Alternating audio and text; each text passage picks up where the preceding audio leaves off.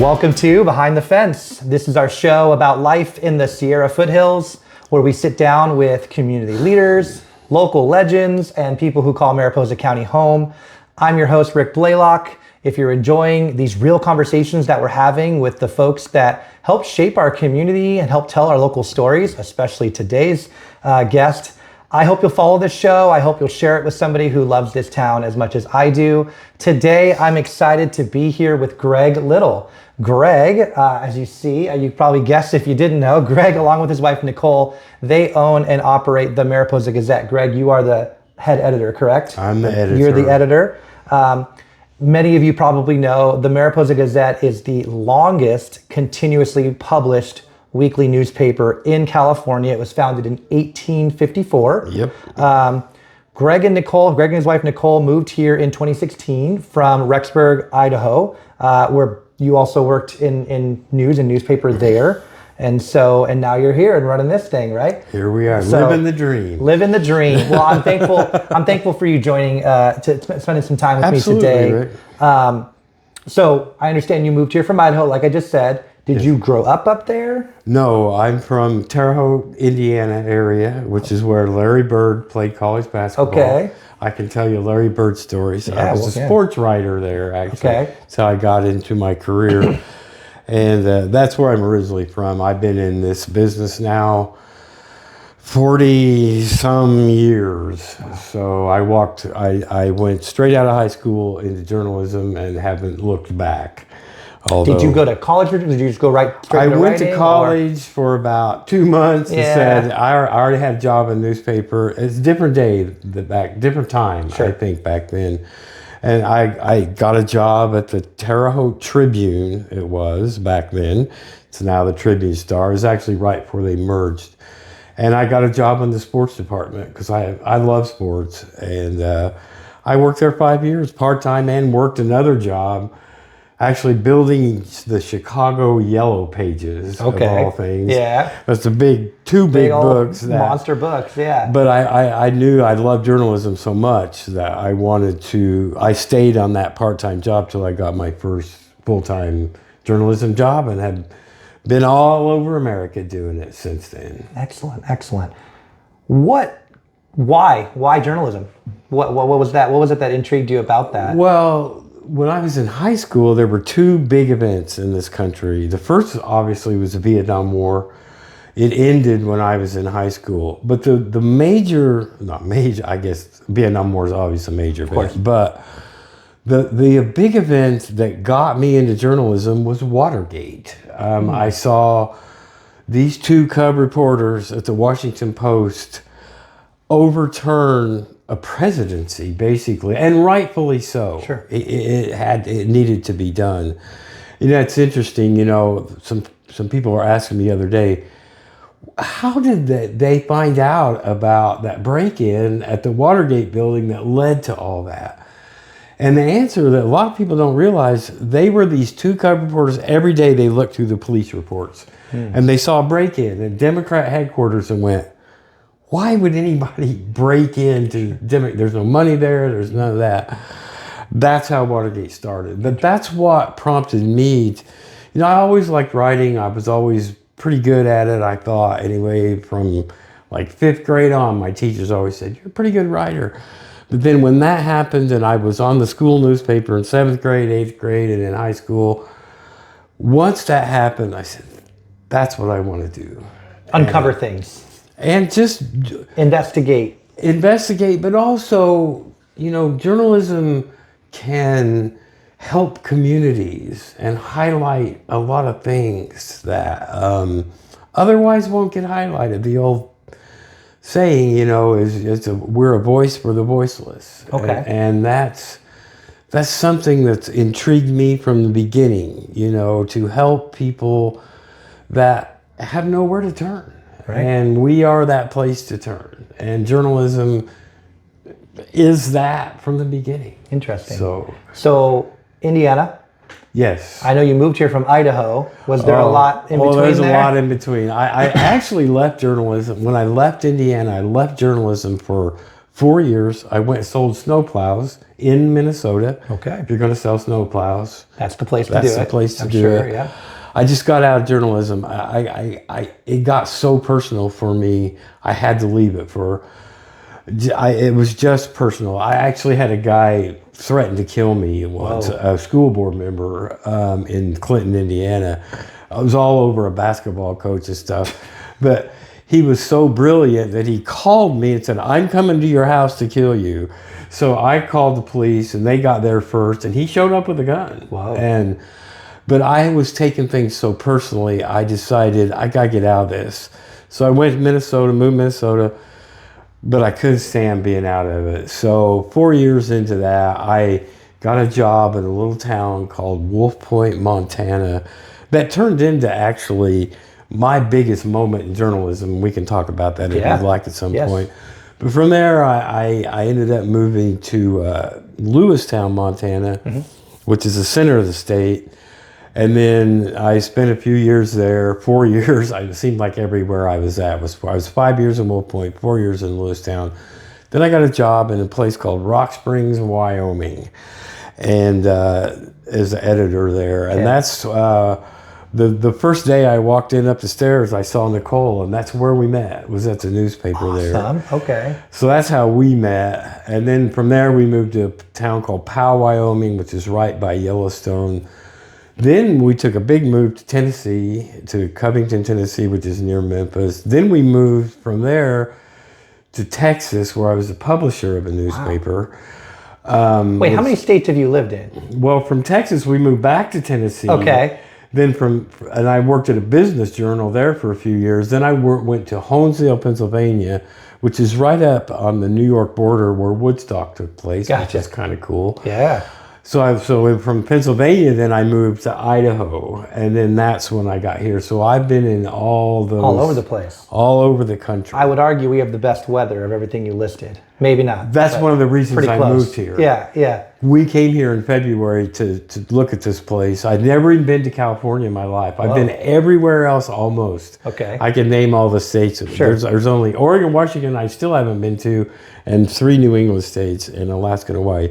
But when we came here to look at Mariposa or to visit Mariposa, it was in February. We got here and it was like 60 some degrees.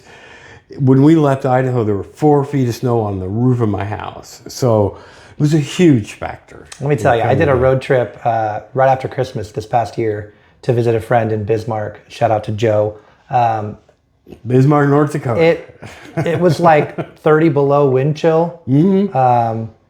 No way. Oh, I know. No way. The worst I ever saw was 42 below actual air temperature in Wolf Point. You know, there was a month in January it never got above 0 even in daytime. It just went through the jeans. Like usually like jeans is not the snow, but in terms of just walking around in cold, it's enough around here. Yeah. Not up there. That was a whole other level. We didn't get a lot of snow there actually up in Wolf Point, but we got the cold and just the biting wind.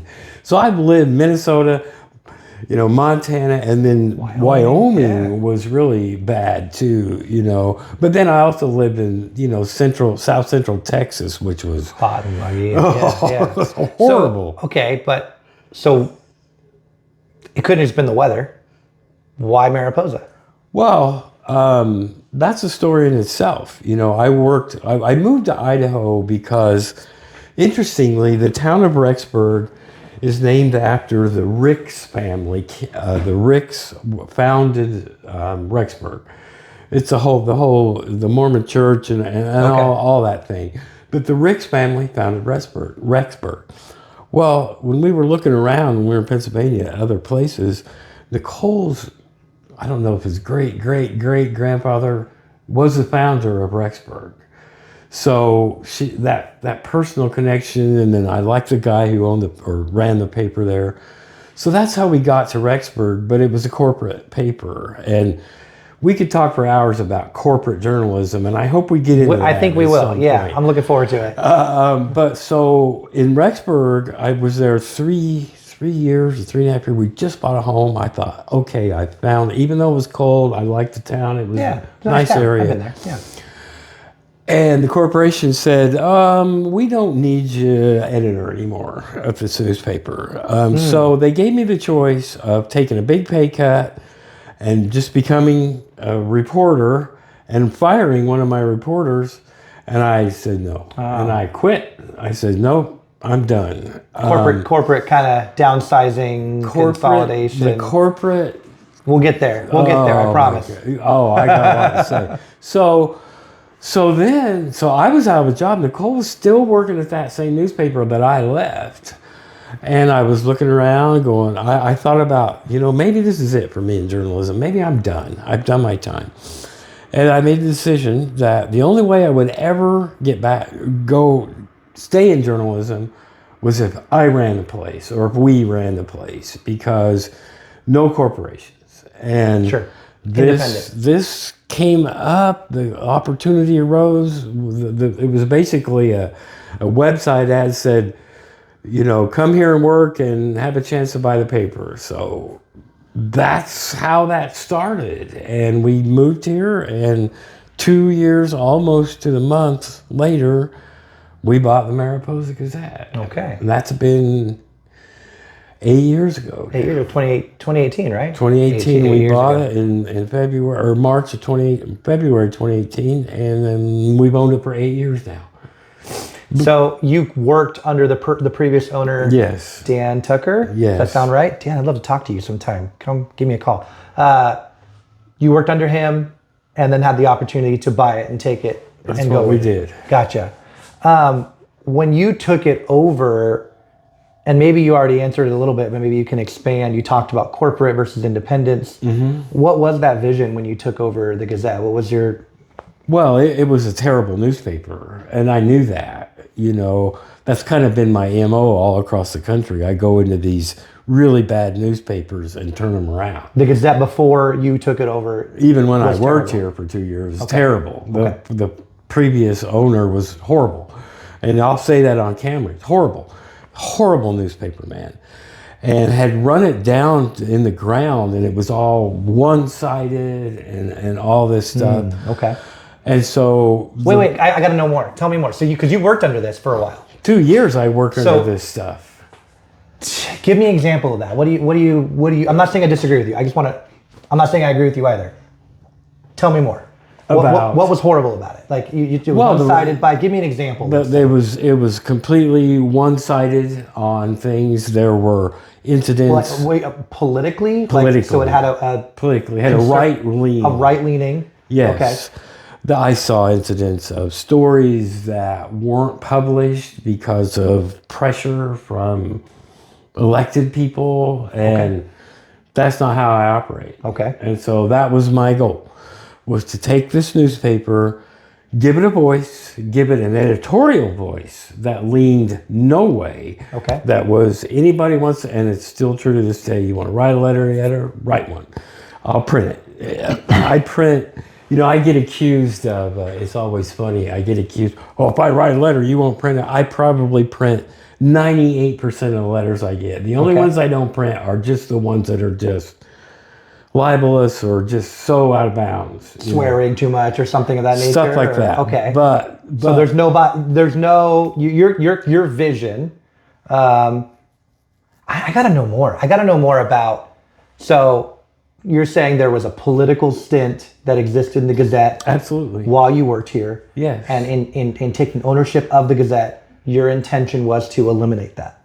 That was day one. Okay. Day one. What What were some of the things that you tried to do to eliminate that? Well, the first thing was to establish, one of the first things we did was establish an opinion page that was an actual opinion page. I think that gets lost in the world of today. Okay. You look at a cable news network show in the evenings, those are opinion shows. They're not news, they're opinion, okay? I probably would agree, yeah. They are, and they have people on, and it's fine, but they don't say opinion. Whereas in our newspaper, and in most newspapers, you have an opinion section. So we had one before though, right? I'm not trying to be disagreeable. There was an opinion page, but it was all Bill O'Reilly's column, and it was national stuff. Okay. There would be a few letters here and there. There were no local stuff. So one of the first things we did was establish opinion page.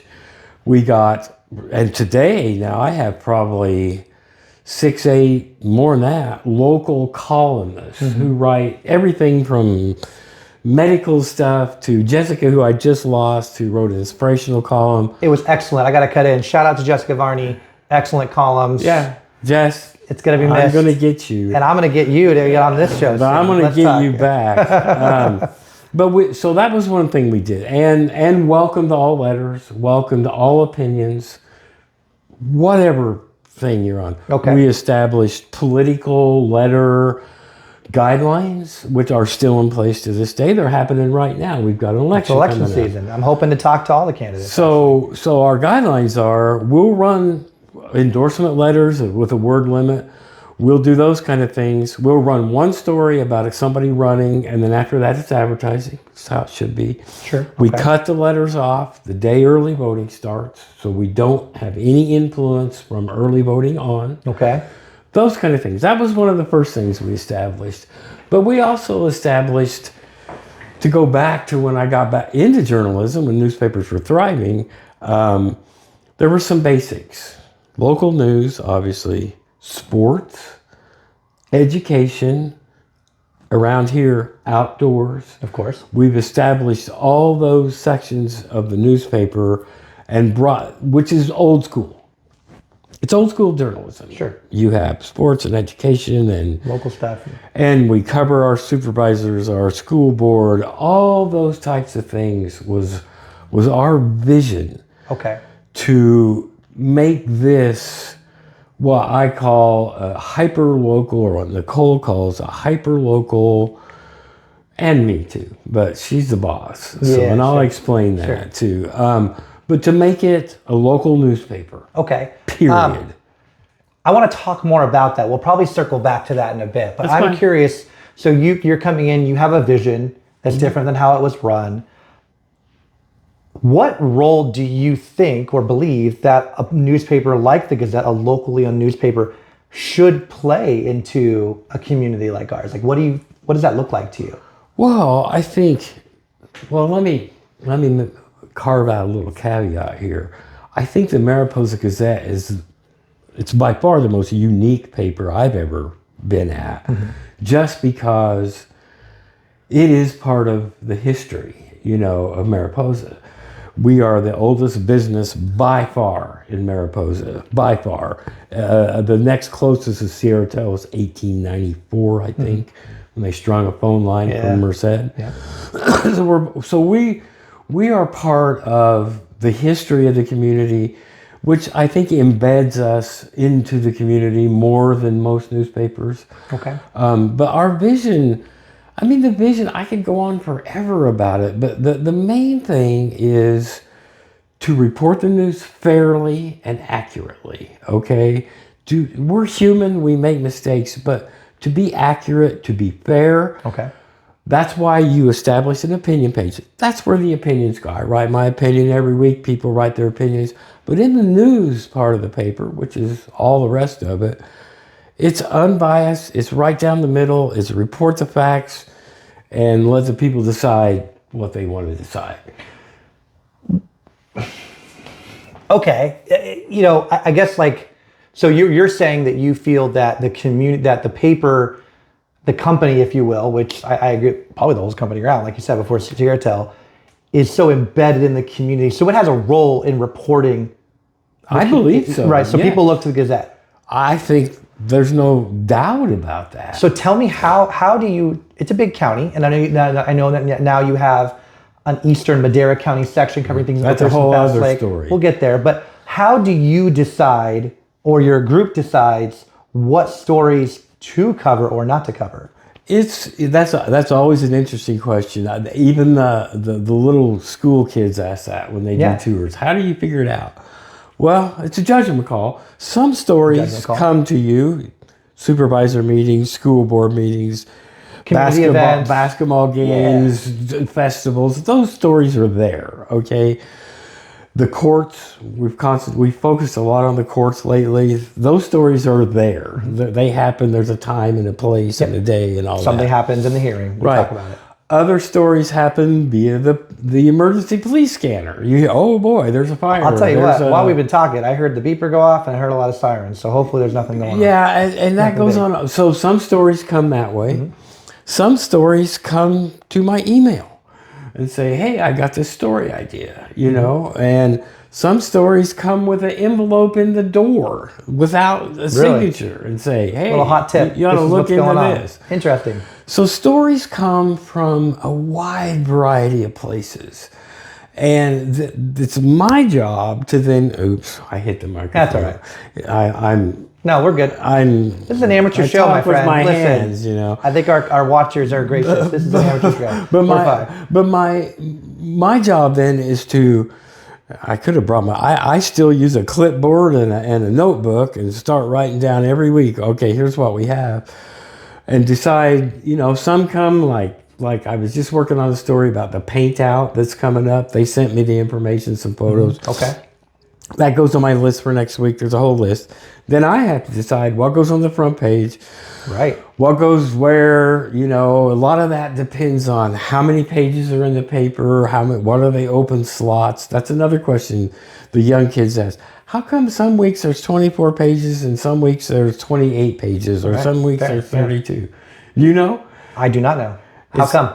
Based on how much advertising there is. Okay, so advertising is a big driver. Advertising draws how many pages there are. So, okay, but I'll challenge it a little bit. What if there's a lot going on in a week, but you only have enough advertising? There's 28 pages of stuff happening this week, but you got 24 pages of advertising. What do you do? You cut out stuff. How do you decide? That's got to be hard. That's my job. That's your job. That's my job. Okay. You pick your priorities. Okay. Say, you know, sorry, paint out. You're not going to make it this week. You know, we can't guarantee everything gets in. Is the paint out going in? If you're watching, it's still going in. No, it's going in. I'm just kidding. But, I mean, you just have to decide. Okay. Some things, maybe they can wait a week. Okay. Some things, I think generally, you know, Jerry Seinfeld, on the show Seinfeld, one time said, I always quote this, he was sitting in his apartment with all of them around. He's holding the New York Times. He goes, you know, isn't it funny how all the news fits in the newspaper? And I always just bust up at that. I mean, it's called editing. You decide what goes in. Maybe you cut a story down to get another one in. There's all kinds of things you have to do. What does a typical week look like putting out the paper? Because today's Thursday. Well, the time that we're recording this is Thursday, right? Yes. Probably we'll post this next Tuesday or something like that, trying to keep a schedule here. The paper comes out on Thursday, so it's out today. Yeah, but it's printed on Tuesday afternoon. I'm about to say, I think you could sneak a copy Wednesday afternoon at some places. Wednesday morning. It's here by 8 o'clock. Yeah, but I think it gets distributed. I think I stop at a gas station sometimes. The way it works is Thursday's edition. We send it to the press. The A section goes at noon on Tuesday. The B section had been printed that morning. The Eastern Madera section is actually printed Mondays. Okay. And then Tuesday afternoon, they put it all together. Wednesday morning, it comes up here on a truck. They deliver it up here. So what we do, bring it in. All of them come in this room. Well, not all of them. Some of them go in the van. They come in this room. The racks, like Pioneer Market, Happy Burger, all the places where we put them in our coin racks, those go out generally Wednesdays, okay? We go to Oakhurst on Wednesday, drop at the post office, do the Oakhurst racks. Richard labels everything on Wednesday. Thursday morning, he comes in here about 7 a.m., takes all the mail delivery papers to the post office on Thursday morning, and they're in the mailboxes that day. Gotcha. So, but if something happens Wednesday, big, of course, you have a website, you have a social media presence. We'll do that. You'll still doing that. Generally. And of course, in the print the next week, it's probably there too. If the fire breaks out Wednesday, and the paper comes out Wednesday, fires what are you going to do? Right. And I'll tell you what, big events. Fridays are Fire Friday. We've said that, Ferguson start on Friday, Detweiler start on Friday. It's Thursday. It's getting warm. But we found that. But we utilize our website and our social media for those kind of things. But even with all the fires we've had, there's not a lot of that. I'm a stickler on trying to make sure things go out in print first. I just feel I'm strong on that. So that's what we try to do. But yeah, big stories. Fair. That's fair. What's the biggest challenge that local journalism faces today, in your opinion? The biggest challenge in Mariposa, Facebook. That's the biggest challenge because so much misinformation goes out. Okay. And our battle is to make sure that we get the right information out. Okay. But in general, nationwide, it's big tech. It's Google. It's Facebook. Right. It's all those. They allow anything and everything to go out. And here we are trying to say, hey, journalism is based in facts and interviews and fact checking and all these things. And then all this garbage goes out. And the biggest problem, in my opinion, is too many people believe it. It's hard. And as you know, I do technology professionally, so I definitely understand the age of misinformation or the challenges there. There's benefits to that though, right? So maybe 50 years ago, the District 1, is the District 1 this year that's got an election? The District 1 election, people might not find out who won till the next week's edition of the Mariposa Gazette. There now you find out that night. Right, whether it's through the official site or through social media. So there's some benefits to some instant, right? We all probably watched live, or a lot of us watched live, the Artemis 2 rocket launch yesterday. Yeah, right? I watched it through social media. So there's some benefits. Yeah. But there's also the challenges of I watched it on C-SPAN. Fake news. Oh, did you? Okay. I watched it on YouTube. But the fake news, which is a big thing, right? That's a big battle thing that's heard. That I'm not saying there's not good things. Technology, it's changed even how we produce a newspaper. Back in the day, you had people who you typed a story, then it went downstairs and they retyped it and they put it on here and they burned they did all these things. Now I design the whole paper pretty much. Send a PDF to the printer, print shop. That part of it stays the same. They get the PDF, they burn a plate, put it on the press, run the press. That hasn't changed for hundreds of years. Can I ask where this gets printed at? Sanger. In Sanger. Yeah, down Fresno area. Sure. Yeah. Okay. Yeah. Cool. Very cool. Well, but that's our about fourth printer we've had. Printers are closing all across. Well, that was kind of my question too. Like, do you have any concern about, which I want to talk more about social media. I want to talk about technology, bias, information, all of those things in a moment. But since we're on the subject, do you think print will still continue to have a place in our news world now or in 5 to 10 years? Like, I'm not asking for you to reveal your sales numbers. I'm not interested, but I'm just curious, have you seen an evolution with that for better or worse, like you said? How do you think print still plays into I'm that? optimistic, and here's why. I look back at vinyl records. They went out. Now they're big. Sure. Again. Cassette tape, same thing. I'm an optimist. I'm also probably...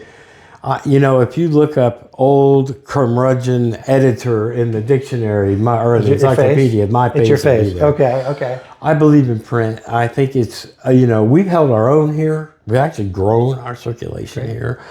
I think print, I still run into people all the time who say, there's just something about holding that paper in your hands that's different. Even younger people tell me that. Than this. The scroll. Okay. So I'm optimistic. I think print can hold its own. The problem, and this is where we get into the corporate thing, the corporate people don't see that. They think everything's online, everything's going to do that, and they've just given up. Let's talk about corporate for a minute. So you're an independently owned, you own it, this is yours. You're not, there are large media conglomerates that own either the print newspapers, online news websites, television, radio, television channels. And I'm trying to think about a company. You might know of it, Sinclair Media. Does that sound right? Sinclair's more television. Alden Capital is the enemy in our world. Hearst Publishing, is that right? I don't know. Hearst is still family owned. Okay, actually. I'm not trying to slander any companies. Alden Capital owns probably, I don't know how many in California. Okay, but let me ask you a question. So if there's a big company, a big corporation that owns a lot of newspapers, and that corporation is owned by somebody who's in the spotlight, do you believe that company, that those newspapers would probably not post something critical? Like Jeff Bezos owns the Washington Post. Of course. Right? Jeff Bezos who owns Amazon, big billionaire guy, right? Do you think that the Washington Post would probably not post something critical of Jeff Bezos in that example? Probably. Or what do you think? Probably. I don't think that's the biggest problem. What is the biggest problem? The biggest problem, Alden Capital is a glowing example in California. They've gobbled up newspaper after newspaper after newspaper after Have they made an offer to buy you? No. I think we're probably too small for them. Okay. But what they do in a lot of cases, well, first thing they do, and people don't realize this, they have these big, and these are hedge funds, okay? These are hedge funds, is what they are. They go in and buy iconic newspapers. They gut them, and then they sell their iconic buildings for millions of dollars for the real estate. For the real estate deal. The real estate deal. Meanwhile, they've gutted newsrooms, they've done all that, put them in little buildings, or a lot of them are not even in buildings anymore. It's all work at home and all that kind of stuff. But they gut the news part of it. I think you can look at an example here. Look at McClatchy, okay? It's still called McClatchy News. It's owned by hedge funds. They filed bankruptcy quite a few years ago, which is really why we do Eastern Madera now. Okay. But it's Sacramento Bee, it's Fresno Bee, it's the Merced Sun, Merced Star. Merced Star, yeah. Merced Star, probably don't know this, have just like 2 or 3 reporters now. That's it. In a town that size. For all of Merced. For all of Merced County, okay? Huge.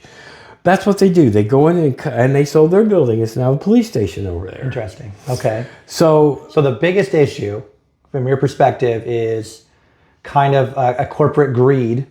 it's exactly what it That is. is, trying to maximize profits. Yes. That's all they care about. So they're selling the real estate buildings that are the old historic buildings. They're They're doing that. laying off staff. They're having shoestring staff really, really tight staff Right. numbers to... They don't care. Here's the real issue. I mean, besides the real estate and all that, the biggest issue is they're not journalism people, okay? Okay. They're corporate suits in buildings. They don't understand. Journalism, and let's take this newspaper as an example. We're a different kind of business. We're different than Ace Hardware. We're different than any other business Sure. you can think of. Yeah. We're public. Here's a good example I'll give you. Let's say you go to a local restaurant, you get a horrible meal and horrible service. What happens? You'll write a letter or email the owner and say, hey. Post a bad review online. Well, you can do that. Right. But traditionally you would send an email or something and say, hey, I had this. And what do? They'll usually say, hey, we're going to comp you. Come back in. We want to make up for it, right? That's what. Sure. Yeah. That's what they want to make it better. What do we do when we get a letter saying you're ask you no about good, blah, blah, blah? We print it. Tell me what the biggest complaint is of the Mariposa Gazette that you're hearing. What do you think is the most prominent, or if there's a pattern, what do you think? I don't know that. I don't know that we get a central complaint. Okay.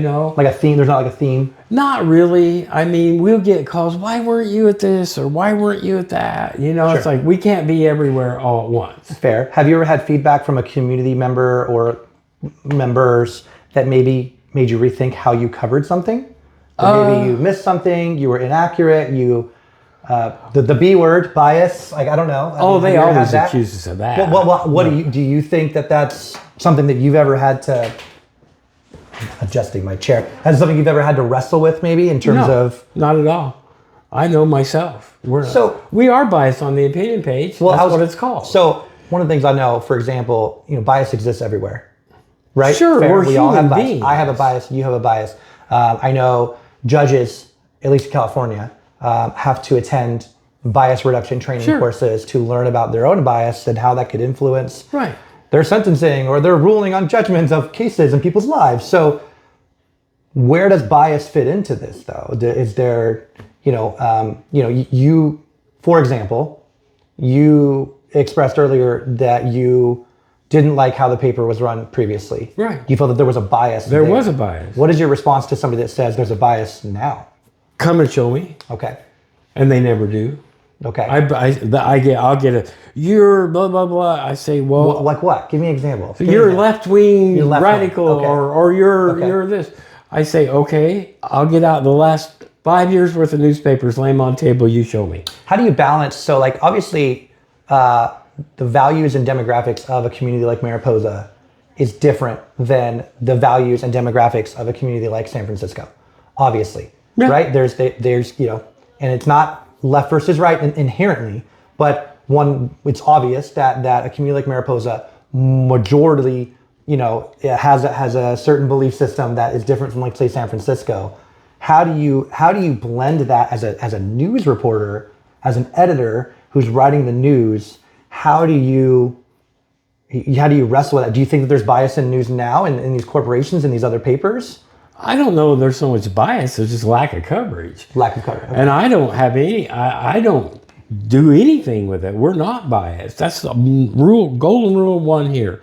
When you write a news story, it's right down the middle. Okay. And that's my biggest goal, and we do that. Okay. And I will stand behind it. And as I said, you get people call and scream, call you this, that, and the other, and I say, come in. I've only ever had one person do it, come in. And that was on an opinion column I wrote, which is an opinion. But otherwise, you show me. Show me. I'll lay all the papers on the table, and you show me where we're biased. Okay. So in your perspective, the paper was previously biased. To an extent, yeah. To an extent, into in your opinion, right-wing more perspective. It you mentioned Bill O'Reilly or something of especially that on nature, the opinion page. On the opinion page, and you've tried to, in your perspective, not pendulum swing the other way, but try to land it in the middle. Right, and that's why I have so many columnists and so many different views, and encourage letters to the editor and guest opinions that go all different ways. Interesting. I want to go back. So thank you, first of all. I appreciate you sharing and being open. And I think some of these questions might be a challenge, not a challenge, but just there could be controversy, and I think that Well, there's controversy in everything we do. We don't steal money from a local organization. Somebody else does that. We just report it. Okay. Life is not rainbows and unicorns. What do you do, though? Again, I mentioned judges, for example, trained attorneys, lifelong, practicing law, and now we're on the bench, go to bias reduction training every year. They're aware of that. There's an intentionality right there that they have to take to avoid any bias. And I'm not for or against a bias in a certain direction, whatever they know. Obviously, there's even a political stint behind the judicial system, right? Anyways, doesn't matter. They have to be intentional to learn ways to recognize inherent bias in how they're operating. Sure. What about here? I'm not saying that you have a bias. I'm asking, is there things that you try to do to be consistently aware? It just feels concerning to me if it's just like, oh, we don't have a bias. And then that's it. Well, or tell me where the bias. Are there steps that you're taking as an individual that your writers are taking to check themselves, I guess, right? We're trained. How do we check ourselves to avoid that? We're trained in that. And we read everything over and over every week just to make sure it's not there. Okay. But I think it's just inherent in a journalist. That's journalism 101. I struggle with it, and I'm not trying to be disagreeable. I struggle with that because at least with the larger news organizations, and I'll lump digital along with print right now, there's kind of an understanding that if somebody says Fox News, what are you going to think that's a left wing? No, people kind of know that they typically will try to bring things from a more right wing perspective. If somebody says MSNBC, people typically will be like, that's more left leaning, right? And so there's kind of this understanding of either political or otherwise bias that does exist that people at least discuss or are aware of. And part of that could be their own bias. If someone leans left, they're like, I'm not going to watch Fox News. If someone leans right, they're not going to watch MSNBC. All of those types of things. That there's a presence here, and I think I guess I'm just curious, But that's a reflection of ownership. Okay. That's what that is. Okay. And sure, there's going to be some of that, but that's ownership. And again, it goes back to a lot of what you see on those you just named Sure. are opinion shows. Yeah. Yeah. But I don't watch any of those, for the record. But they don't say that. That's where they go wrong. If you're watching whatever, on whatever channel you just said, and it's some personality, to me, it should say, this is an opinion show. But it doesn't. Interesting. So then the gullible public, some gullible public, think that they take it as gospel. And it's not. It's opinion. Isn't having technology, though, now better? Because if what you're saying is correct, for example, you were saying that before you bought the Gazette had a problem. The Gazette leaned in an unhealthy way. It was not sharing certain stories. It was... Well, we weren't covering things like we should. It wasn't covering things like it should. I'm not... That's not bias. We weren't even covering supervisors or hospital board or any of that stuff. Okay. So you don't think there was necessarily a bias. You think it was maybe incomplete? A lot of it was, okay. Yes. There was an opinion page bias, but it was just biased. Incomplete... Interesting. Coverage of what we are here to do. Do you think that in the age of technology, in the modern world that we have now, it's a double-edged sword, right? So what if in the past, 25 years ago, now I know there was the Mariposa, for those who've been around a little while, there was, I think, the Mariposa Tribune, which was also a paper that existed. Others. But generally speaking, if there's one source of news, right? Is there a concern that could be presented? If you're saying things were being omitted, things were being maybe skipped, I'm sure it's happened. The opinion pages was there. So if this was the primary source of local news in this community, and now we're in a new age, is the Gazette the primary source of news, or is there a benefit to having the technology that I understand that I want to talk about that, the deep fakes, the AI, the fake news type stuff, the misleading news, all of those things is important. But isn't it a good thing in a way in that now somebody can go and even something like this, like if I wanted to, I'm not trying to compete with you in any way, whatever, but if I wanted to go and use technology to report something, that there's more sources, I guess, of information that we could obtain. I guess, but do you think Google's ever going to send a reporter to the supervisors meeting? No, but never going to happen. But I think the age of technology has enabled more people to be more involved in community happenings. One of my favorite YouTube channels is this guy called Channel 5 or something, and not an endorsement or whatever. I don't know where he leans. I don't care. He just does things. He'll go to events. He'll go to protests or community events or things like that are more national and just talk to people. And then he edits that damn thing and he posts it on YouTube. And is that not news in a way? Is that evolving? What do you think? I have a problem with citizen journalists and citizen photographers and citizen movie makers. There's training. There's ethics. If you're going to be a journalist, true journalist, okay, there are certain things you got to do, guidelines, things you have to know. And Joe Blow out on the street, they don't know that stuff. Yeah, I mean, you see a lot of protests or big things happening, and a lot of people with their I'm press, and it could be me, but I'm press. I'm filming the event. Well, yeah, everybody. And can you don't think that's?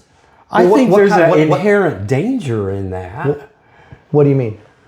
Because you get information out there that's not fact checked, that's not anything. It's just thrown out there. I mean, when you work at a place like this, you can better believe if you're writing a tough story, it's going to get fact checked, and you're going to have more than one source.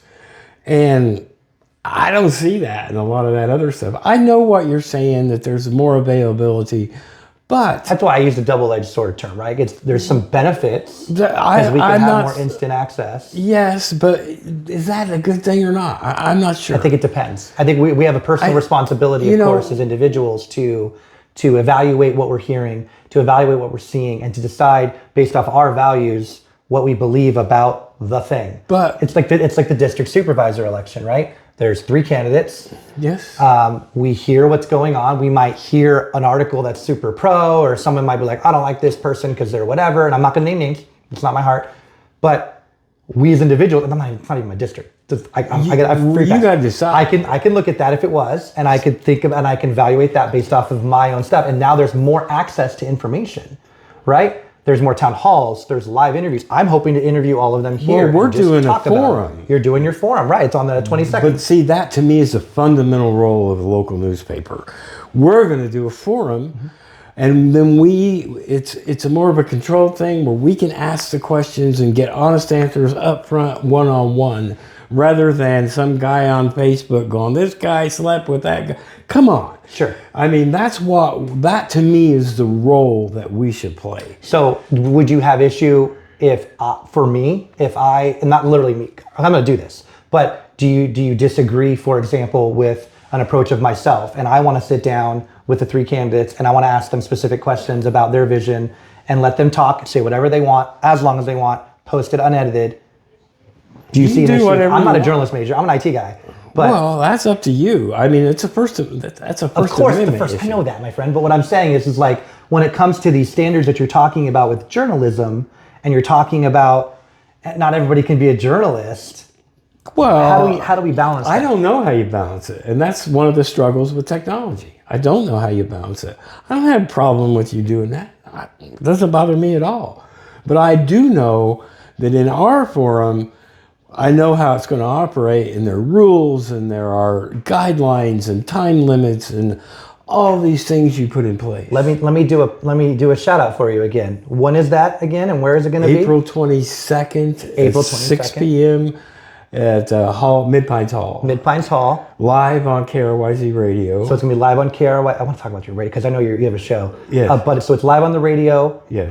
People can attend in person. They can, but it's a small hall, so get there early. Okay. And we're going to have some spillover outside and have a speaker outside, so they can hear what's going on. We did this with McClintock and Jessica Moore several years ago, probably one of the first things, probably the first year we owned the paper. We had that was the first time that we can recount in the history that we had a national level debate here. Yeah. We had the auditorium was full. I think I attended that, yeah. And that was a live event on the radio and stuff. But to me, I think, back to your corporate thing, that's what they've gotten away from, are doing events like that, and you just, you let them speak and then you decide. And I know what you're saying about you do it. That's fine. It's not me. It's not about me. I'm just asking I understand, in general. but I get that part. But, obviously, like I said, you look me up in the encyclopedia now. I'm the old grouchy curmudgeon. Sure. Says this is how it should be. By God, I've been doing this for 40-some years. I'm not like that. I look at me. I went from a manual typewriter to building pages on a computer. I've adapted to this stuff. Right. I just see the journalism world is in such turmoil right now. With the corporate ownership, with the cutting of staffs, right. Right. I mean, think about how and I know the First Amendment, all that, but it says a free press, right? That's in the First Amendment. It's called the First Amendment for a reason. Freedom of religion, freedom of the press, freedom to assemble. Absolutely. It's on the board. It's on the wall outside, right? But why? Yes, it is. Yeah. That was the first thing we did here. We hung that up. Why did the founders, probably sitting in some pub in Boston or something, go, we have to have a free press? Why did they put that in there? And I think the reason's pretty obvious. They came from England, where they were suppressed and controlled and all that. And they sat down, they said, we're going to form this government that has an executive, a legislative, and a judicial branch. And, we think that's going to work. And then they said, but wait a minute. Who's going to watch them? Because they knew, even themselves, once they got in power, could become corrupt and do bad things. Of course. So they said, we're going to form a free press that can watch those three branches of government. I'll challenge you a little bit, though. Isn't this new group of people, and I even gave them crap earlier about, I'm press. Isn't that a free press? Sure it is. Sure, it's part of it. And it's an evolution, right? Because you see an evolution in technology, and if I had to visualize it my way, then you might disagree. There's an evolution of print media to television, where you get 3 channels, whatever. I grew up channel 3. Yeah. To now there's satellite television, 1 million channels. There's 24/7 cable news networks. To now with internet, the interconnected society that we have, social media, which again is a double-edged sword. We should talk about AI and deepfakes and things like that. Isn't this an evolution of the free press to get more information? Whereas, for example, and I'm not saying you would ever do this, if I only had a paper, one weekly paper, and I want to learn about, we'll keep using the district candidates, right? And I only want to learn about those.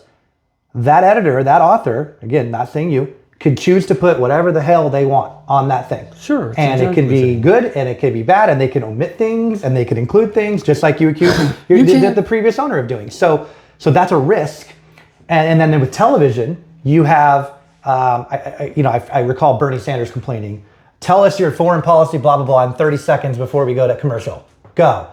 You can't do it, right? Exactly. So then you're missing that. You have to summarize it very quickly. And now we have people, and I've heard this, these people say that Joe Rogan, for example, the podcaster, is largely responsible, or to credit or to blame, depending on what you think, influential in the election of the recent presidential election, because he sits down with, he offered to sit down with the 2 candidates. One of them said yes, had a unfiltered, open conversation, no cuts, no edits, no anything. Isn't that a good thing of freedom of press? Whether or not you agree with who won, it doesn't matter. Isn't that in a way of free press? People can sit down and go, I can hear the nuance, I can hear the detail, I can hear the I suppose, but my more point is that the founders said, hey, we got to have an organized system to watch over the government. And you're saying that the new world is too much chaos? It's not the organization. I think there's way too much chaos, and I think there's way too much false information, and I don't think there's any way to control it. And I think AI deepfakes are a big thing, right? I could probably take a picture of you and have you. and doing the AI is a whole other issue I don't even want to get into, which I think it can be used okay, and then there's other ways it can't. Mm-hmm. I just think, I don't know, we as a nation have not figured out at this point, because technology goes so fast and so the breadth is just wide. I don't think we figured out how to regulate it or control it. And I'm not saying you should. I don't know. I don't know the answer to that, but we regulate everything else, a lot of things in this country, from seat belts to food to everything. Right. So maybe, is there a way to rein some of this in? My bigger fear is just these huge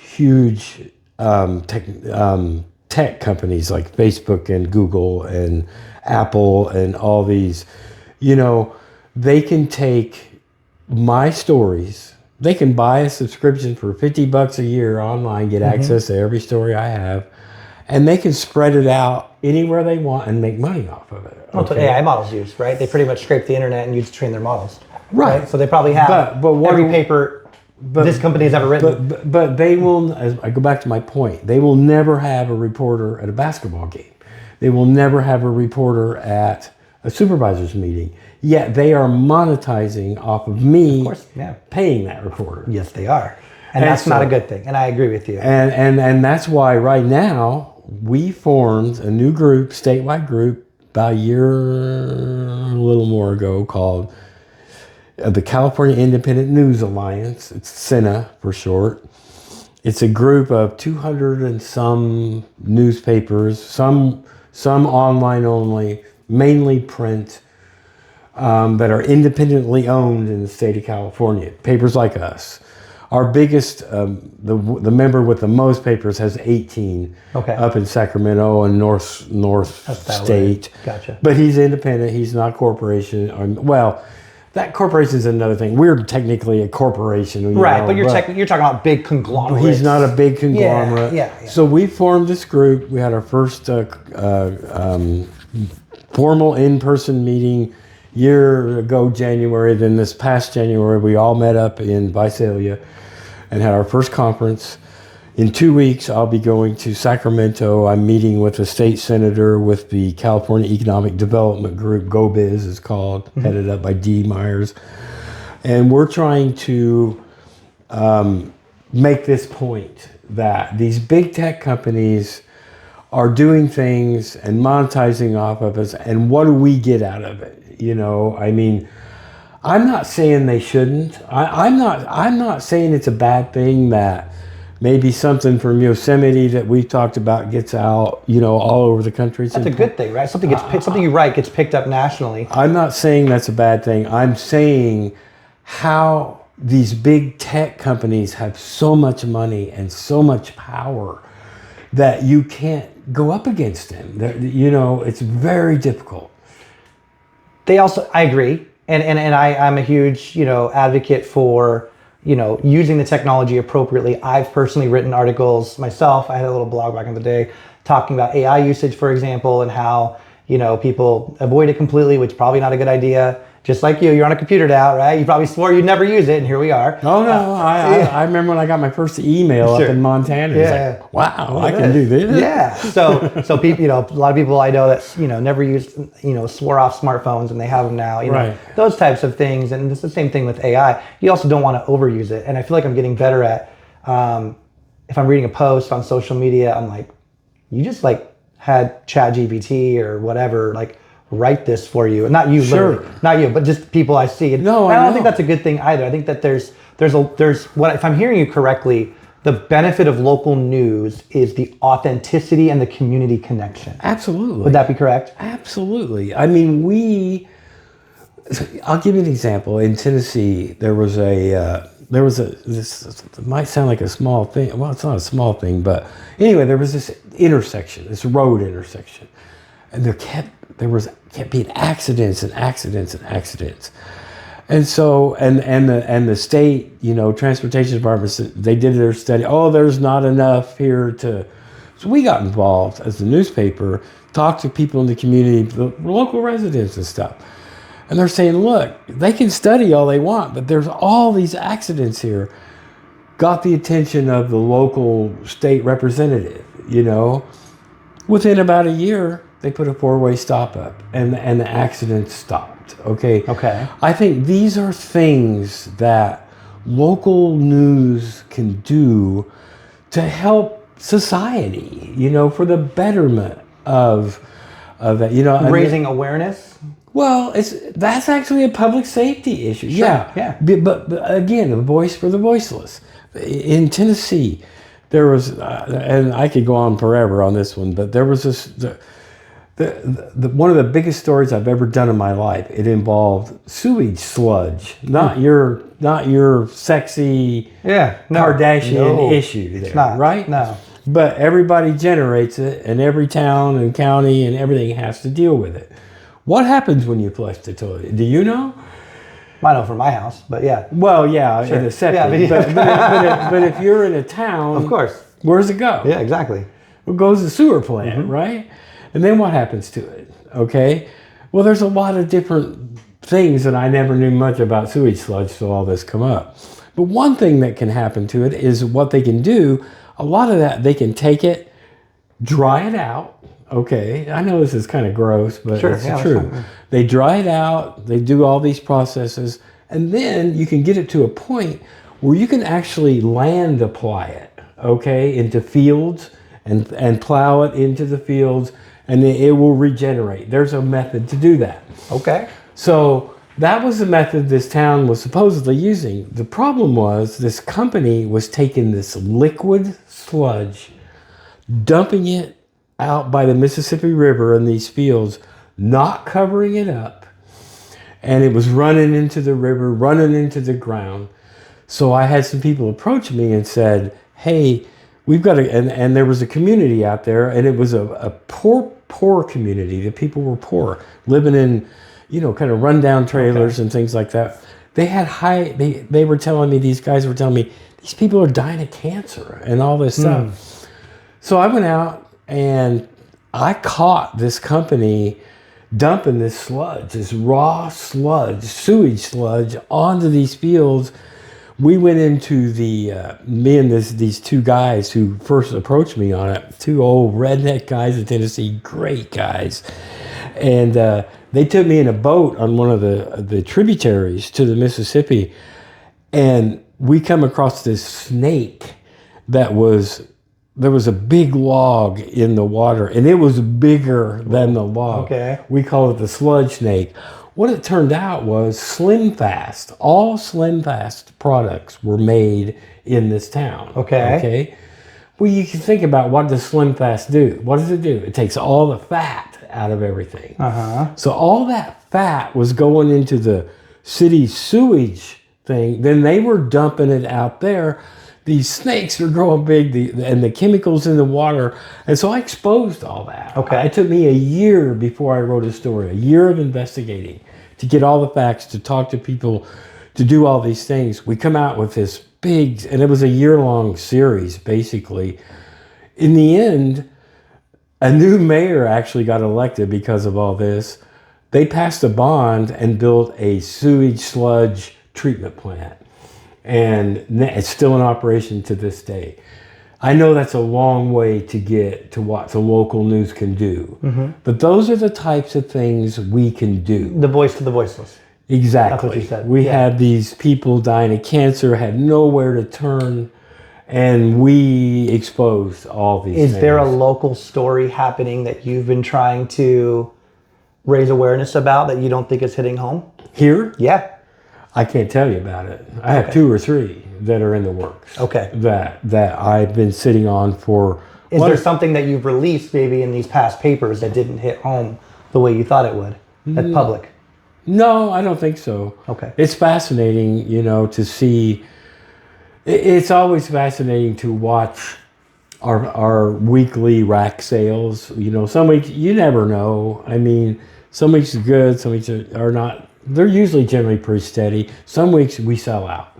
Interesting. I can tell you the weeks we sell out. Anytime we have a story about Jerry Cox, it sells out, because that's a huge story here. It's been ongoing for 7 years now. I'm actually writing another one for next week's paper about it. There's a new judge in the case. Okay.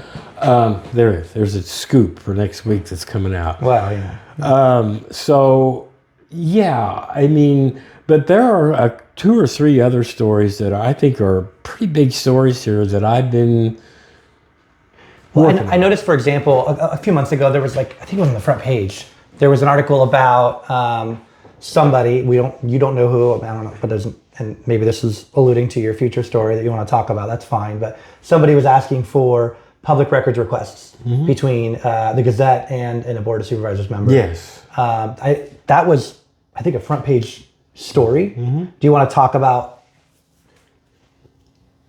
when I first read that, just full disclosure, because I get the Gazette every week, I always forget my darn password because I like to view it online sometimes. My own personal story, my own personal issue. I think maybe I registered, we probably paid you 2 or 3 times because I think I bought it and my wife bought it with her email. Anyways, I read that, and to me, it was confusing for me why that would be a front page story for the week. Because it involved the former district attorney. That's why. Okay. Which there's other stuff going on with that, sure. Another big story we uncovered. But I guess for me, when I read that as a reader, I was perplexed, let's say, to say, this is the top story that someone's doing a public records request? I don't know that it was the top story. Or the front page, Well, it was the supervisor. It was the former district attorney who was, most people know, quit his job after we exposed that he had been buying, allegedly been buying drugs, methamphetamine from a dealer in Merced. Okay. I mean, that's a huge story. That was a huge story. That's the biggest story we broke here, And that public records request came from him and somebody within a former employee of the district attorney's office. And it was a request between a supervisor and myself, which, to me, that's a big story. Sure. Okay. That's why. And maybe it was just my own personal bias. No, not bias. I don't have a bias. I was like, oh, it seems strange. But I think if you put the context in that could make sense. It's it's a former district attorney story that wants to make it. Now they're asking for $4 million. So more things are coming. You're saying more news. You got some stuff you can't tell me yet. Oh, there's a lot of stuff around here that we're working on. Some of it may never happen. There are sometimes stories. Yeah, you might be drum up something, see what's going on, and it could be nothing. Sometimes stories don't ever appear that make a difference. You can make phone calls sometimes, or say that you're inquiring on things, and suddenly they change. So there's all kinds of things that go on. Do you think that the community at large in this area has a trust in the reporting of the Absolutely. Gazette? I think we have a huge trust. Okay. You've always got your naysayers, but that's one of the things I'm most proud of at this newspaper is that when we go out in the community, I can't tell you how many people say, we are so glad you are here, and we are so glad you are keeping an eye on the government. Think about, there's a thing in this world these days called news deserts. You can Google it. There's technology there. Got you guys there. You can technology. But what it is, and Oakhurst is a prime example. McClatchy had the Sierra Sun Star over there for years. Great news. It was a good newspaper when I came here. They filed bankruptcy. The hedge fund come in, bought them up. First, they closed the office. Then they laid off. They got rid of all their people. They had one reporter, I think, come up from Fresno, once in a while. Eventually, that faded out. So that became a news desert. Who's covering it? So you have a new section. So we made the decision, and it was not a smart financial decision, it still isn't to this day, that we were going to hire somebody over there and cover that area as best we could, with what we could afford. But still, it's not a money-making, proposition. But it is a journalism-driven decision that we made. We want those people to have a voice. You're trying to address a news desert in Oakhurst. Yes, and there are news deserts all across this country. There was a big study that came out. Again, you can look it up, where there's these news deserts all over America, especially in the rural areas. And then they did a follow-up study and said, well, how did the news desert correlate with local government corruption? And it was an obvious outcome. If here's the news. When the news does this, here's the local governments. The corruption does this. Nobody's watching the hen house. Do you believe that the Gazette is a guard against Absolutely local government corruption? I think every local there's any issues with corruption now? I'm not saying that. Okay. No, I'm just saying that we're here to watch. To guard over those things. And that's what any good local newspaper will do. That's why we're here, is to watch. Keep an eye on it. Let the people know what their government officials are doing. No, I'm not saying that's happening. I'm just saying, we go to meetings all the time. We don't cover every topic, but we're there. Well, I'll ask you an interesting question. So sometimes when I read an article in the Gazette or otherwise online or whatever, sometimes I'll read it and the headline is like, oh, like this is a problem. Like somebody did something wrong or somebody did something bad. And then you read down and you kind of discover that maybe it's more common practice or it's happened before. I worry that sometimes somebody might just read that headline or that first sentence or two and gets an impression that there's a big corruption thing happening here. And then maybe in paragraph 8 or 9, it's revealed that it's maybe a more common practice or the predecessor also did it that way or whatever. And that person never got there, which is happening, right? Not everybody reads the whole article. I don't finish articles sometimes. That's how it works. That's right? on you. It's on me, but that's a reality though. That might be the reality. That's a reality for a lot of people. Do you think that? I think that's a poor excuse. You'll read a book. Why wouldn't you read a story? But if it's it's almost the impression that some people have gotten. I talk to people about, not necessarily about the Gazette, but in general, that there's like an intent, again, going back to the bias question of saying, we're going to say this big bad thing's happening by this person, and then it's like, oh, well, maybe later down the line, it's more common practice. I'd have to see it almost sets a tone. Example of that. Maybe not the Gazette, but I worry that it could set a tone of Well, sounding an alarm about something, and then maybe later I suppose there's always that danger. But, also there's the whole other issue of headline writing. It's an art Tell me form. about that. It's a hard. art form. It's very hard. How do you try to capture something in 6 words? Sure. It's tough. How do you choose the size? Can I see? Would that be all right? Can I grab behind you? Sure. So, for example, this is out today, but it'll be out for a few days by the time it comes out. So, tell me about how do you pick a headline? So you've got some of them are easy because you got a lot of space. Lights, camera, action, cover. Right, you got space. You got advertising. 6 columns across here to get that in. So you got more space. Yes. Okay. This one's a little harder. Right. It's a little harder. It's about housing. I saw the governor was mad at a bunch of counties. He didn't list Mariposa. We got it done. Good. So you're talking about we got it done. So you're in the nick of time. In the nick of time, which is okay. Yeah. So how do you? This week was a little easier because I had a little more space. Okay. Sometimes you might get it where you have the headlines right here. You got to put it in 3 words. Yeah. It's a trick. Yeah. So and so convicted. Right. So and so seats re-election. Yes. Event this Saturday. Yes. Gotcha. It's hard. It's an art form. It is. Interesting. It's a hard art form. Well, but I think if people are concerned about bias, they might, again, going back, and I agree with you, you're probably right, that maybe they might not read the whole damn thing. Well, they should. So that could be part of the problem. That always crosses me. I get accused, I write long stories. But theoretically, and I'm not saying you're doing this, theoretically, someone could frame a headline to have a certain effect on the reader that might not tell the full story, in theory. You could. I mean, I've messed headlines up before, and I'm a human being. Sure, of course. I've screwed up. Yeah. Made a headline that's, oh, shoot, that's not exactly what it's supposed to say, Gotcha. Yeah, it can happen. Gotcha. That's why you need to read the whole story. Read the whole story. Please. Interesting. I get accused of writing long stories. I do write long stories. Long form journalism, kind of like what you're doing here, right? Yeah, of course. Well, kind of. Long form. But, we said talked that about before this journalism, interview. long form discussions. Yeah, so I do long form journalism because I want to inform it and make it thorough. And but it still only takes you about 15 minutes to read it, maybe 10. Yeah, if someone wants to read this, we're going to be going on an hour, or listen to this, it's going to be an hour. That's fine. And I welcome it, and thank you if you're still listening. I think it's a good thing, because I think people might want to know. They like the Gazette, they don't like the Gazette, they whatever, they agree or disagree. Who is Greg Little? Who is the guy with the face on the opinion article? Who is writing these and editing these things? And what are you about, and what do you think? And now I think through this they can get to know a little bit more about I'm just a regular guy. Just a regular guy. Happens to be in journalism. Telling the news. That's not your only thing, though. You also host a show, I understand.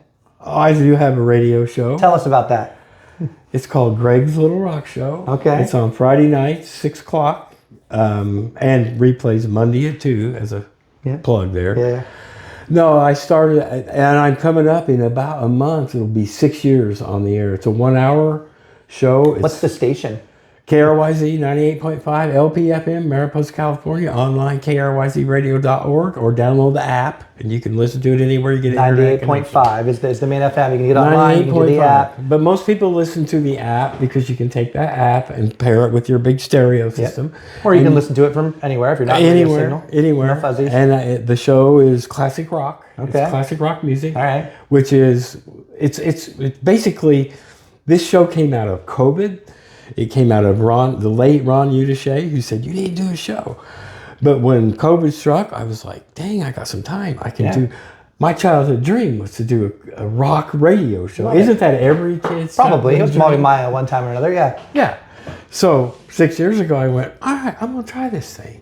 I won't listen to my first 5, they made probably 15, 20 shows. They were so bad. Yeah. But now you learn and you adjust. You're my 8th. So I'm still figuring it out. So you're and Jenny Kaiser, shout out to Jenny, because she was my first, and it's tough. It's tough. So anyway, I play an hour's worth of classic rock. I'll tell a few stories, maybe about history of the band or whatever, But really, the main thing is to play. I try to get 12 songs in every week, in an hour.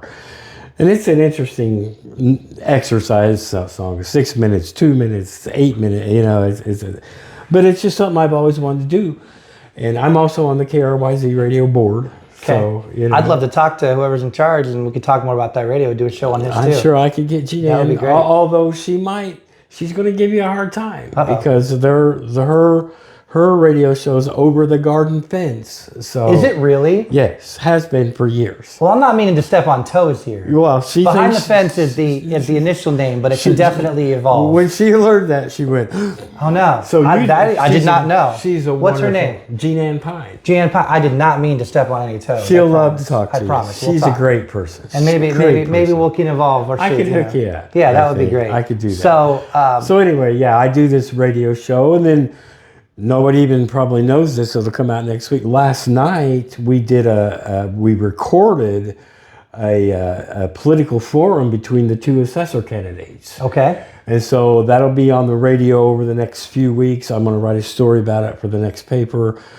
Set them The down. recording, the live is a debate or discussion between the two candidates. Yeah, we record. It's an hour long. Hour and 1 minute. We did it last night. We did it at the Climbing Museum. Shout out to Hannah Fleetwood over there. She's great. on the radio board too. We just did the episode. It came out this week about with Hannah. It was Hannah's fantastic. awesome. Yeah, it's a We great asked the organization. questions last night to the two candidates.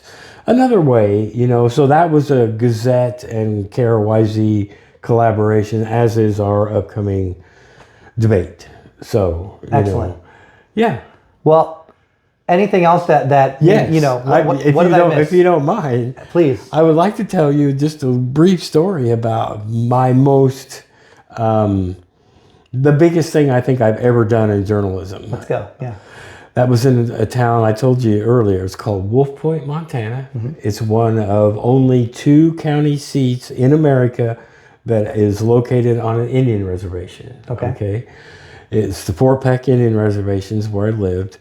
It's what they called back when all that was going on. They called it an open reservation. So about 60% of it was tribal and about 40% non-tribal people.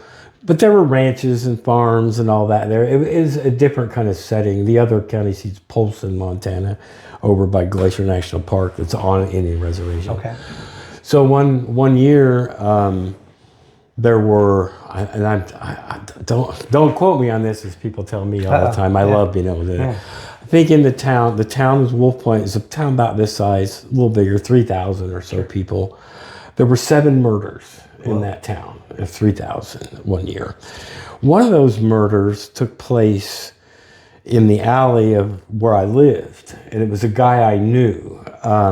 He was a bartender out of this place we used to go. They served best cheeseburgers in the world.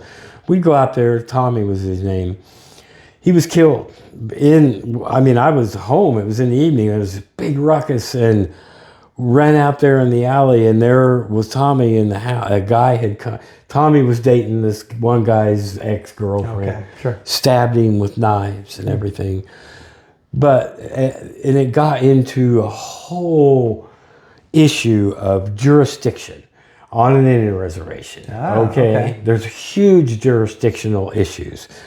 And the Violence Against Women Act, that was all I knew about it way back before it was ever in the news. But back in the day, back at the time, if a non-tribal person sexually assaulted or beat a tribal woman, even if it was their wife, the only jurisdiction was the FBI. Okay. Whoa, okay. The tribal police had no jurisdiction. Right, 'cause the they local were police dealing- department, the sheriff's office had no jurisdiction. Only the FBI. Well, I was learning all this as this thing came up. And so, but then the fact there were 7 murders in that little town that year, I contacted, back in the day, one of the big hottest networks on television was Court TV. Yeah. This is the O.J. Simpson stuff going on, all that. I contacted them and said, we got an issue here. And I'm like thinking nothing, that was back in the day when you actually picked up a phone and said, hey, I want to talk. I call Court TV and say, I give them they put me through to this guy. His name is Scoot McPherson. That's his actual first name, Scoot. He worked on a lot of the Court TV shows back then. He was a producer. He's pretty high up. He heard my story. He goes, give me a letter from the police chief, from the tribal chairman, or from a tribal person, from whoever you can, a judge. give me the letters and we'll see what we can do. So I got them all. We sent letters. They called me up and said, we're going to come there and do a show about the justice.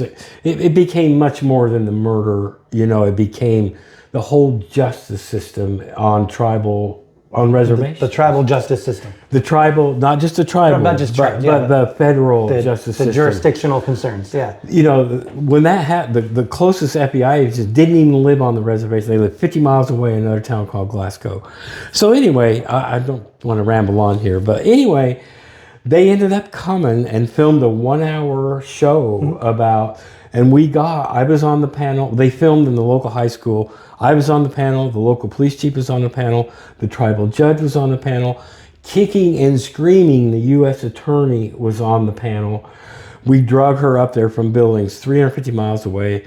She didn't want to do it. They convinced her to come do it. Her and I got into a pretty good little spat on the panel because, it turned out the real problem was communication. They didn't even know each other, and she was responsible for all that. Right. Okay.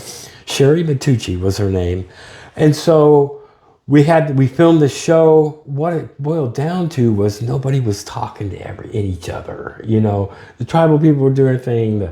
The federal FBI people were doing their thing. The people down in the big court in Billings were doing their thing. The local police were frustrated. It started a conversation. And to this day, the system is so much better. It worked because you brought that crew together. Brought them all together. That's great. And it was Court TV's very first national award. I got to go to the Mayflower Hotel in Washington, D.C., walk up on stage and accept this award for Court TV because they said I traveled the farthest. But it was quite a shining moment, and it showed me, I think, a lot of what we talked about. It shows. That was a little bitty once-a-week newspaper in Montana, turned around the entire justice system in a region and made it a safer place for the residents. Excellent. What a fantastic story. So that was cool. And it's one more plug. It's all in my book. I wrote a book. You wrote a book? Yeah. I wrote a book. You wrote a book. I wrote a book. It's called Dash 30 Dash, which is a thing, and it's what you put the end of a news story back in the day. Okay. And it's like why local print journalism is not dead as long as the bean counters stay away. That's the title. It's a long title of the book. Yeah. But it's all about, it's about my career, and then it's about what corporate journalism has done to us. So anyway, shameless plug. Long live independent journalism. Absolutely. I love it. Last question for you. Okay. What's the thing you love most about living here? About living here? Here in Mariposa County. Well, I like living in California. You know, like I said, I had never even been in the state of California until 10 years ago. I just love the opportunity. California gets a bad rap nationwide, and it's not, and it's a great place, in my opinion. As for Mariposa, the other morning, Nicole and I got to say Nicole's the publisher, my wife, she's a publisher. Go Nicole. Publisher runs the paper. Yep. She's a big boss in charge. She's really the one who's doing things. But the other morning, we were driving, coming down the hill. We live out by Woodland, coming down the hill, and she looked around and goes, wow, I got to keep in mind, I get this view every day. Yeah. You know, that's true. And that kind of brings you down because of all the chaos and everything. You can imagine the chaos around here. And I like the beauty of the place and the access to San Francisco or LA or anywhere.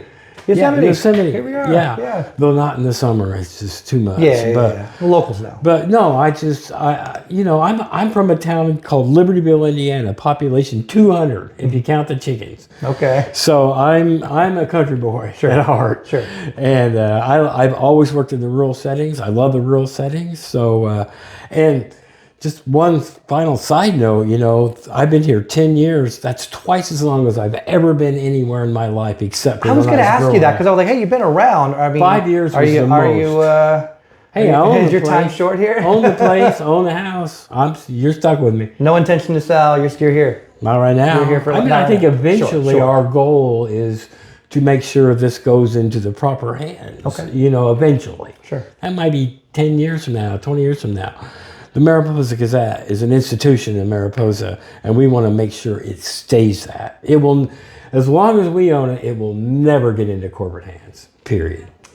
This has been fantastic. Thanks. I'm really grateful for the openness and honesty and slightly, not debate, but challenging things a little bit here and there and discussing. That's what it's all about. I love it. It is. Well, I thank you very much for the time. Thank you for watching. For those who are still here, I appreciate you taking the time for this episode of Behind the Fence. Now I feel self-conscious. Like you should. Somebody else's name. I'm going to get Gina I swear, I did not. I didn't know. I'm going to get Gina in. I'm gonna call her. I'll try to I'll try to meet her and call her because I feel bad. But thank you for watching this episode of Behind the Fence. We're going to keep posting episodes of this with people in Mariposa County.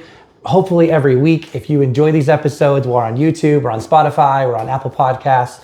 Please share it with a friend or a family member who loves this area as much as we do, as I do. And until then, we will see you next time. Thank you so much. Thank you. All right. Thank you. Thanks, y'all.